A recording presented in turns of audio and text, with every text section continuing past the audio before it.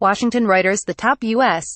intelligence official has ordered tighter restrictions on how the names of Americans kept secret in intelligence reports can be revealed during presidential transitions, according to documents seen by Reuters. PHOTO U.S. Director of National Intelligence Dan Coats testifies before the Senate Armed Services Committee on Worldwide Threats, on Capitol Hill in Washington, U.S., May 23, 2017. REUTERSYuri Gripas. The move follows unsubstantiated charges by President Donald Trump and his allies that his predecessor's administration spied on Trump and improperly unmasked the identities of his associates during the 2016 presidential campaign and transition. Current and former senior U.S. intelligence officials who have reviewed the documentation dispute those claims by the president. In September, the U.S.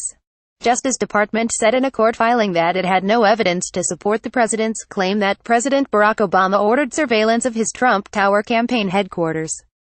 In a November 30 letter sent to Representative Devin Nunes, Republican chairman of the House Intelligence Committee, and other top lawmakers, the Director of National Intelligence Dan Coats said the new unmasking policy is due by Jan.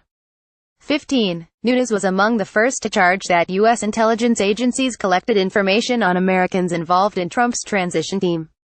A Nunes spokesman declined comment.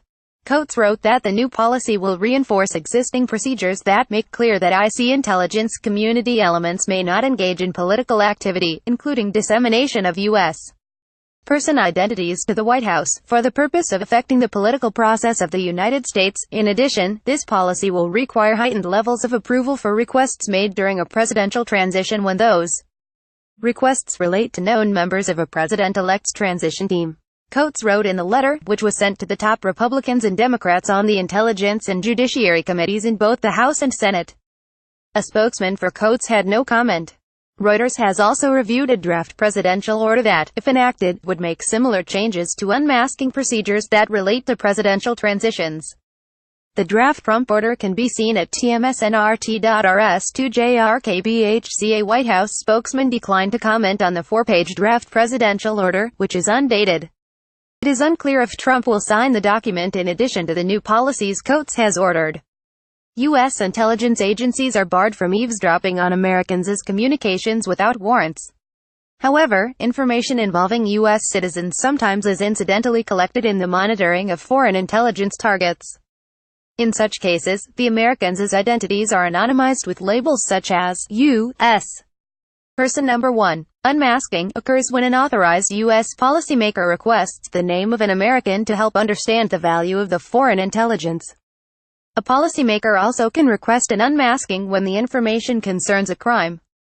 Unmasking requests already are subjected to extensive reviews by multiple officials before they are approved. For unmasking requests made between a U.S. presidential election and Inauguration Day, the draft presidential order states, the request now would have to say whether the official making it believed or knew it involved a member of the president-elect's transition team. Moreover, if the request is approved, the Republican and Democratic leaders of the House and Senate Intelligence Committees would have to be informed. A request also would have to be approved by the top lawyer of the U.S. intelligence agency that disseminated the original intelligence report. While Coats, in his letter, said the new policies are intended to keep politics out of intelligence issues, some current and former officials said the draft presidential order could do the opposite.